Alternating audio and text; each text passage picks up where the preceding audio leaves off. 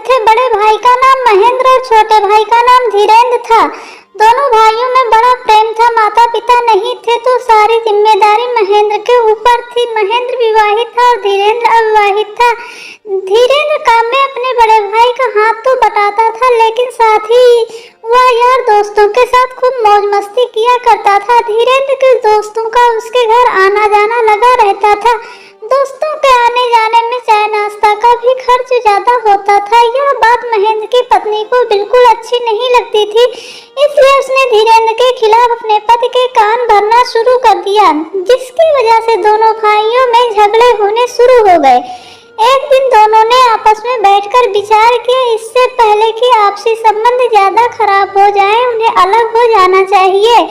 फिर दोनों भाइयों ने जमीन जायदाद का बंटवारा हो गया। खेती के बारे में यह निर्णय हुआ कि जो अनाज मिलेगा वह दोनों में आधा आधा बट जाएगा। इतनी ज्यादा मतलब आपसी भेदभाव हो गया कि बहुत ज्यादा तक बात बढ़ गई।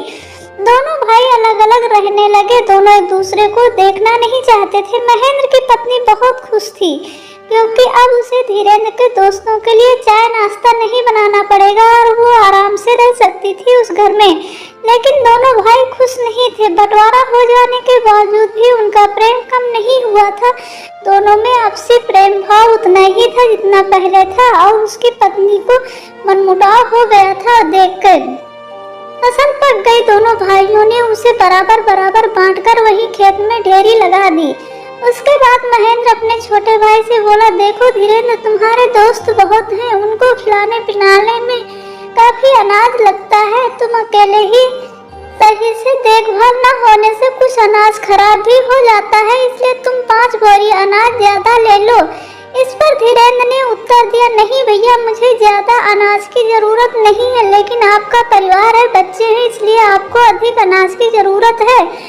आप 5 बोरी अनाज अधिक ले लो। इस तरह दोनों भाई एक दूसरे को अधिक अनाज लेने देने के लिए कहते रहे, लेकिन कोई राजी नहीं हुआ। अंततः दोनों ने फैसला किया कि रात हो गई है, अनाज की बोरियां रात में यहीं रहेंगी, हम लोग सुबह आकर इन्हें ले जाएंगे। दोनों भाई अपने अपने घर गए, खा पी कर लेट गए, लेकिन दोनों को नींद नहीं आ रही थी। महेंद्र सोच रहा था कि धीरेन्द्र अभी छोटा है, न समझ है, खर्चवा है, वह अनाज का सही रखरखाव नहीं कर पाएगा। उसे अधिक अनाज मिलना चाहिए जिससे पूरा साल चल जाए, लेकिन वह अधिक अनाज लेगा नहीं। मुझे क्या करना चाहिए? फिर महेंद्र के दिमाग में एक विचार आया। वह चुपचाप उठा और खेत में पहुंचा। रात के अंधेरे में ही उसने ढेरी में से 5 बोरी गेहूं निकाल कर धीरेन्द्र की ढेरी में मिला दिया। इसके बाद वह घर आकर चैन से सो गया। इधर धीरेन्द्र को भी बेचैनी के कारण नींद नहीं आ रही थी। वह सोच रहा था कि भैया बड़े होने के कारण संतोष कर रहे हैं, जबकि उनका परिवार बड़ा है, जिम्मेदारियां भी अधिक हैं, उन्हें अधिक अनाज मिलना चाहिए। मैं अपने भाई के साथ अन्याय नहीं होने दूंगा। वह भी उठा और अपनी ढेरी से 5 बोरी गेहूं महेंद्र की ढेरी में रख आया। सुबह दोनों भाई अनाज लाने खेत पहुंचे तो दोनों ढेरियों को बराबर देखकर चौंक गए। बात समझ में आते ही दोनों एक दूसरे के गले लग गए। तो भाइयों का प्रेम से हमें यह शिक्षा मिलती है कि अगर हम दूसरों का ध्यान रखेंगे तो दूसरा भी हमारे लिए जरूर सोचेगा। इसलिए कभी भी अपने अंदर मन मुटाव न लाएं। और आपको यह कहानी कैसी लगी? अगर अच्छी लगी तो प्लीज लाइक शेयर सब्सक्राइब जरूर करो और कमेंट भी